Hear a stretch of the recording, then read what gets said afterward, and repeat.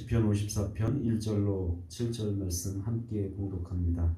하나님이여 주의 이름으로 나를 구원하시고 주의 힘으로 나를 변호하소서.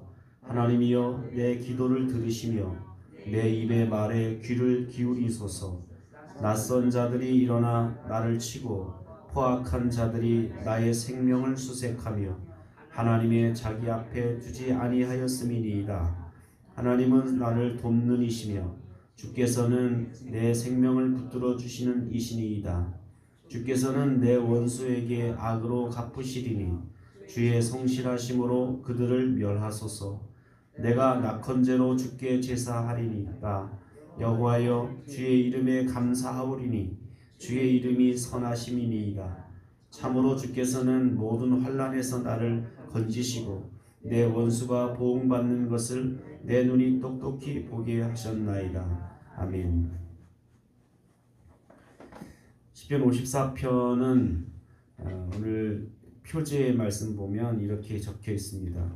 다윗의 마스길 인도자를 따라 현악에 맞춘 도래 10사람이 사울에게 이르러 말하기를 다윗이 우리가 있는 곳에 숨지 아니하였나이까 하던 때에 이렇게 그러니까 다윗이 사울 왕을 피해서 도망해서 십광야라는 이쪽 남쪽에 있는 십광야라는 그 광야에 도망해서 숨어 있는데 사실은 그 광야 한복판이면 그것은 사람이 안 사는 곳이고 또 뭐 유목민들이나 왔다 갔다 하는 곳이니까 여기는 안전할 것이다라고 이렇게 생각했는데 그 10사람들이 사울 왕한테 갖다 고발을 한 거예요.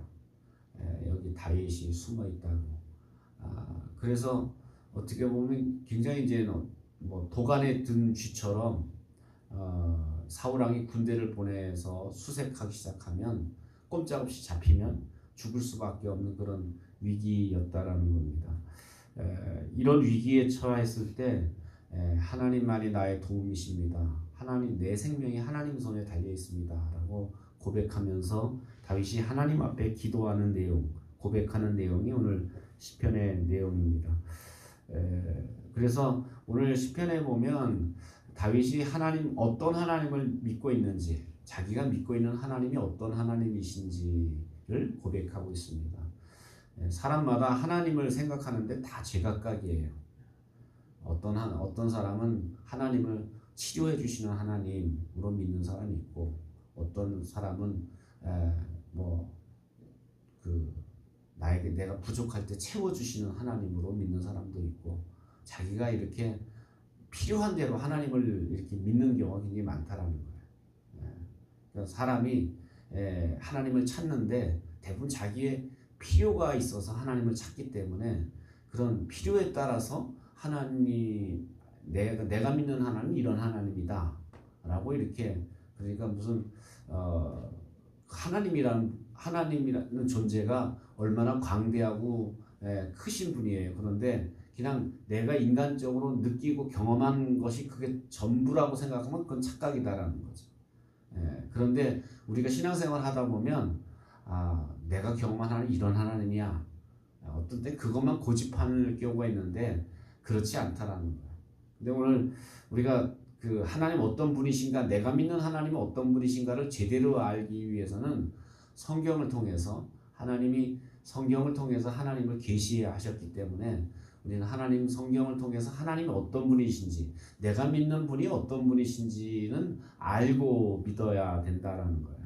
그래서 오늘 다윗이 경험한 하나님은 어떤 하나님인지가 오늘 54편에 기록되어져 있습니다. 먼저 하나님 어떤 하나님인가? 1절 보니까 하나님은 기도를 들으시는 하나님이라고 고백하고 있습니다. 그래서 하나님이여 주의 이름으로 나를 구원하시고 주의 힘으로 나를 변호하소서. 그리고 2절 보니까 하나님이여 내 기도를 들으시며 내 입의 말에 귀를 기울이소서. 하나님은 어떤 하나님이냐? 기도를 들으시는 하나님이라고 고백하고 있다라는 겁니다. 그래서 자기 백성이 하나님을 향해서 간구할 때, 그래서 성경에 보면 믿으라라는 말이 더 많이 기록되지 않고 기도하라라는 말이 더 많이 기록됐어요. 한 2,000번 이상 기도하라는 말이 기록됐어요. 그러니까 사실은 성경에서 가장 많이 기록된 말 중에 하나가 기도하라는 거예요. 이 기도는 뭡니까? 하나님과 대화. 너 문제가 생기면 나하고 좀 상의해라. 자꾸 사람 쫓아다니면서 사람한테 사람 붙잡고 얘기하지 말고 나하고 좀 얘기하자라고 이렇게 말씀하고 있다라는 거죠.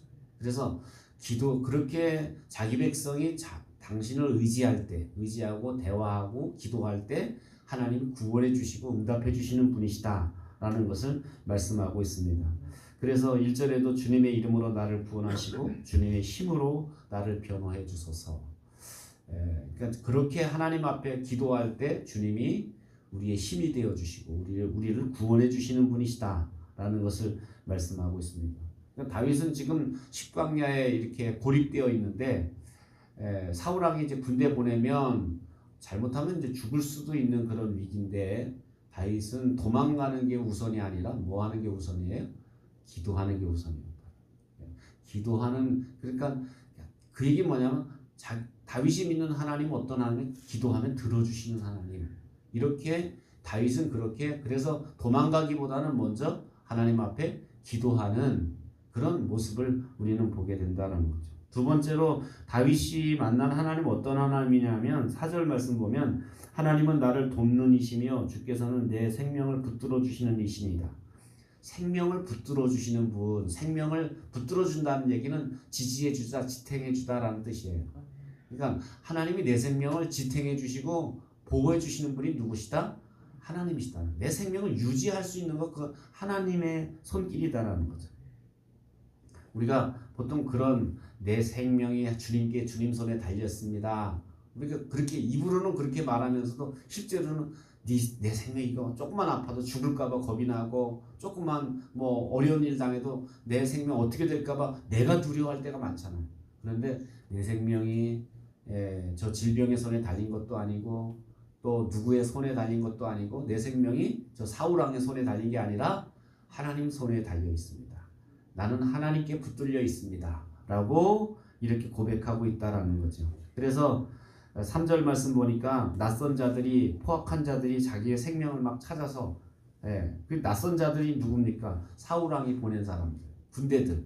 그 낯선 자와 포악한 자들이 막 칼을 휘둘리면서 황무지를 헤집고 다니는 거야. 광야를 막 헤집고 다니는 거야. 찾기만 하면 그 칼에 결국 다윗은 죽을 수밖에 없다라는 거예요. 그런데 그렇게 칼을 들고 헤집고 다니는데 그런데 내 생명은 저들의 칼에 달려 있는 게 아니라 하나님 손에 달려 있습니다. 라고 다윗은 고백하고 있다는 거예요. 정말 우리가 살면서 그런 고백이 필요해요. 하나님을 믿는데 내 생명이 하나님 손에 달려 있습니다. 내가 살든지 죽든지 내가 살고 죽는 것은 하나님 손에 달려 있습니다. 라는 그런 고백이 있으면 다른 것 때문에 두려워하지 않을 수 있다는 거예요. 그래, 내가 이렇게 해서 죽을 수도 있지만 그러나 그 내 생명 하나님 손에 달려 있기 때문에 그러니까 사실은 그 순교자들이 이렇게 순교를 당할 때 그 겁나지 않은 거예요. 왜냐하면 내 생명이 주님 손에 달려 있다는 그런 고백 때문에. 그러니까 우리가 우리 삶 가운데 이렇게 여러분 그런 고백 많이 하잖아요. 생사화복. 살고 죽는 게 화를 받고 복을 받는 것 이거 누구 손에 달려 있다는 거예요. 하나님 손에 달려 있다고.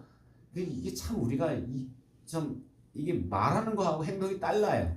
그러니까 말로는 생사화복이 주님께 달려 있다고 늘상 고백하면서도 사실 염려하고 걱정하는 거 보면 이게 아직 내 손에 달려 있는 거예요. 그러니까 이게 내가 말하는 것과 내가 믿는 것이 서로 이렇게 틀리다라는 거예요. 근데 나의 생명이 내가 살고 죽는 게 하나님 손에 달려 있다. 그러니까 그렇다면 내가 하나님 한 분만을 내가 생각하면 되는 거예요. 그러니까 마음이 편안하고 두려워할 필요가 없다라는 거예요. 이렇게 아프다가 죽으면 어떡하려고 그래요? 걱정하지 마세요. 내 생명 하나님 손에 달려 있어요. 이렇게 선교하다가 죽으면 어떡하려고 그래요? 위험한데. 내 생명 하나님 손에 달려 있어요. 그러니까 내가 집중할 거 하나님이 지금 이걸 하라고 하시는가 말라고 하시는가, 이걸 지금 내가 여기 들어가라고 하시는가 말라고 하시는가, 내가 초점을 맞추는 것은 하나님 손에 더 달려있기 때문에 하나님께 집중하면 된다라는 거예요. 근데 생각해보세요. 하나님도 한편으로 믿어야 되고 또 사람의 얘기도 들어야 되고 그러면 답이 너무 여러 가지야. 여러분 마음이 복잡해지는 이유가 뭔지 아세요? 답이 너무 많기 때문에 이렇게 해야 되나 저렇게 해야 되나 어떤 사람은 일로 가라 그러고 어떤 사람은 절로 가라 그러고 답이 두 가지야. 그러니까 답답한 거야. 답이 한 가지라야 마음이 평안한데 답이 두 가지 이상 되면 답답해지는 거야. 여러분 어떨 때 보면 그럴 때 그런 거 보면 이게 마음이 답답한지 모르겠다. 속으로 그런 생각을 내가 답이 지금 두 가지구나. 빨리 답을 한 가지로 하나님께만 내가 마음을 두어야 되겠구나. 이런 생각을 가질 필요가 있다는. 세 번째로 다윗이 믿는 하나님은 어떤 하나님? 7절 보니까 환난에서 건져주시는 하나님입니다. 참으로 주께서는 모든 환난에서 나를 건지시고 그랬어요. 이렇게 하나님이 다윗의 기도를 들으셨고 그의 생명을 붙들어 주셨고 이런 환난에서도 하나님이 그를 건져주셨다라는 겁니다. 그래서 다윗이 이렇게 죽을 위기에 처했을 때 위기를 만났을 때 다윗이 먼저 한 게 뭐예요? 기도하기 시작했어요. 그렇게 위기 속에서 기도했는데 하나님이 생명을 붙들어 주셨을 뿐만 아니라 이 환난에서 건져주시는 것을 통해서 마지막 절 되니까 뭐라고 고백? 하나님의 능력을 하나님이 나를 이렇게 건져주셨고 나를 이렇게 원수의 손에서 나를 건져주신 것에 대해서 감사하는 간증으로 이제 기도가 맞춰지는 모습을 보게 됩니다. 오늘도 우리의 삶 가운데 우리가 전적으로 그냥 양다리 걸치지 말고 이렇게 한번 믿어볼까 이 정도가 아니라 그냥 그분께 내 생명을 맡기고 그분께 내 삶을 맡기고 하나님 살든지 죽든지 하나님 내가 망하든지 흥하든지 난 몰라요. 이제 하나님 손에 맡겼어요. 이렇게 맡기고 나면 굉장히 마음도 평안하고 믿음도 오히려 더 하나님을 더 신뢰하게 되는데 대부분은 이렇게 양다리를 걸치기 때문에 이렇게 한번 해볼까 저렇게 한번 해볼까 이렇게 마음이 이렇게 분산되면 그럼 이건 믿음이 아니야. 여러분도 그렇죠. 사람이 누군가 나를 믿을까 안 믿을까 이렇게 간을 떠보고 있으면 그 사람은 나를 믿는 게 아니다. 그러니까 하나님을 믿는다라는 말은 이렇게 하나님께 내가 기도할 때 기도를 들으시는 분이시다는 거. 내 생명을 붙들어 주시는 분이라는 거. 또 환난에서 건져 주시는 분이라는 사실을 내가 믿고 그분을 내가 전적으로 의지하고 그분께 내 삶을 맡길 때 하나님이 지켜주시는 놀라운 은혜를 경험하게 될 줄로 믿습니다. 기도하겠습니다.